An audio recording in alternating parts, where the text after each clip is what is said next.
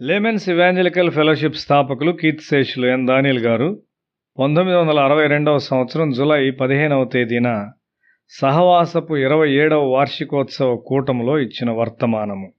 యెషయాగ్రంథము 6వ అధ్యాయం 5వ వచనం.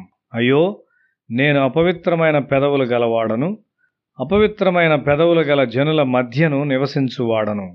నేను నశించితిని, రాజును సైన్యములకు అధిపతియు నగు యెహోవాను నేను కన్నులారా చూచితిననుకొంటిని. ప్రవక్త ఈ దశలో ఇంకా శిక్షణలో ఉన్నాడు. ఒక ప్రవక్త దేవుని యొక్క పని అయ్యుండి దేవుని వాక్యమును మనిషికి వివరించును. ఏ మనిషి అయినా తేలికైన హృదయంతో ఒక ప్రవక్తగా తయారవ్వలేడు. ఒక ప్రవక్తకు అది ఒక ప్రమాదకరమైన విషయం. చాలామంది సువార్తను బోధించాలని కోరుతుంటారు. అయితే దేవుని వాక్యమును ఉపయోగించుటకు వారు క్రమముగా శుద్ధి చేయబడలేదు, లేక పరిశుద్ధపరచబడలేదు. ఈ ప్రవక్త దేవుని సన్నిధిలోనికి వచ్చాడు. అతడు అతి పరిశుద్ధ స్థలంలోనికి ప్రవేశించాడు. ఒక బాణము ద్వారా కొట్టబడినట్లుగా అతడు కేక వేశాడు. దేవుని దృష్టిలో అతడు నిలబడలేకపోయాడు. అతడు చనిపోలేదు కాబట్టి నేను సంతోషించున్నాను. ఆ విధమైన దేవుని సన్నిధిలో మనలో కొంతమందిమి చనిపోగలము. మారు మనసు పొందామని మనం చెప్పవచ్చు. అయితే ఈ విధముగా ఆయన సన్నిధిలోనికి మనం వచ్చినప్పుడు మనము చచ్చిన వారి వలె పడిపోతాము. అననీయ సప్పీరాలు ఈ విధంగా మరణించారు. దేవుని పరిశుద్ధ సంఘములో ఉన్నారని వారు ఎరుగకయున్నారు. వారక్కడ వేషధారుల వలె ప్రవర్తించుచున్నారు. 24 సంవత్సరాల క్రిందట ఒక యవనస్తుడు మాతో నివసించుటకు వచ్చాడు. అతడు మారు మనసు పొందానని చెప్పాడు. జాగ్రత్తగా ఉండుము, ఈ గృహము దేవునికి చెందినది అని అతనికి చెప్పాం.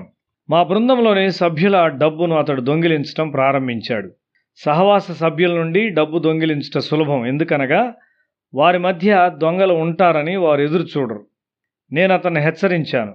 నేను ఇంటికి వెళ్ళుచున్నానని అకస్మాత్తుగా అతడు మమ్మను విడిచి వెళ్ళాడు.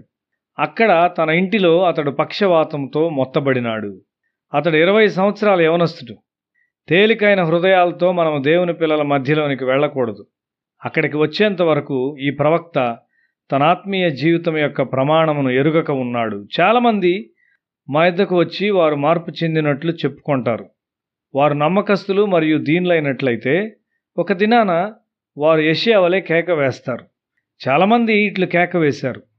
వారు దేవుని కనికరమును పొందుకున్నారు. అయ్యో, నేను అపవిత్రుడను, నేను నశించితిని అని యెషయా చెప్పాడు. ఇదెందుకనగా అతడు చనిపోవచ్చున్నట్లు భావించాడు. మన శరీరము పరలోకమునకు అయోగ్యమైనది. ఈ శరీరముతో మనం పరలోకములో ప్రవేశించలేము. ఏలియా పరలోకములో ప్రవేశించాడు. మార్గములో మార్చబడినాడు. పరలోకములోను మరియు భూమి మీద అతి పరిశుద్ధ స్థలముల్లో ఉండుటకు తగినవాడు యేసు మాత్రమే. ఆయనలో పాపము లేదు. ఆయన తలంపుల్లో కానీ మరియు ఆయన ఊహల్లో కానీ పాపము లేదు. ఆయనతో నడిచిన వారు ఆయన్ను సంపూర్తిగా అర్థం చేసుకొనలేదు. యూదా ఆయన్ను తక్కువగా అంచనా వేశాడు, వెంబడించాడు, చివరికి నాశనమయ్యాడు. పరిశుద్ధులతో ఉండాలని కోరి నాశనమైన చాలామంది ప్రజలను నేను ఎరుగుదును. వారితో స్వేచ్ఛగా ఉండుట ప్రమాదకరము. వారితో ఉండుట మరియు వారితో భుజించుట సులభము. దేవుని పరిశుద్ధతను గూర్చి జాగ్రత్తగా ఉండుము. ఎక్కువ మోతాదులో విద్యుత్తును పంపించు కొన్ని తీగలు ఉన్నాయి. నీవు వాటిని సమీపించుట కూడా ప్రమాదకరం. నీవు చనిపోతావు. ఆ తీగ చుట్టూ తీవ్రమైనటువంటి శక్తి ప్రసరిస్తూ ఉంటుంది. దేవుని పిల్లలతో తేలికైన హృదయాలతో తిరుగుటను గూర్చి జాగ్రత్తగా ఉండుము. సుందర్ సింగ్ యేసును చూచినప్పుడు ఇది చాలును, ఈ దర్శనమును ఇంక నేను చూచి భరించలేను అని చెప్పాడు. కొంతమంది అపస్మారకముగా పడిపోతారు. దేవుని చేత పరీక్షించబడిన ఒక ప్రవక్త ఇక్కడ ఉన్నాడు. అతడు దేవుని సన్నిధిలోనికి ప్రవేశించాడు.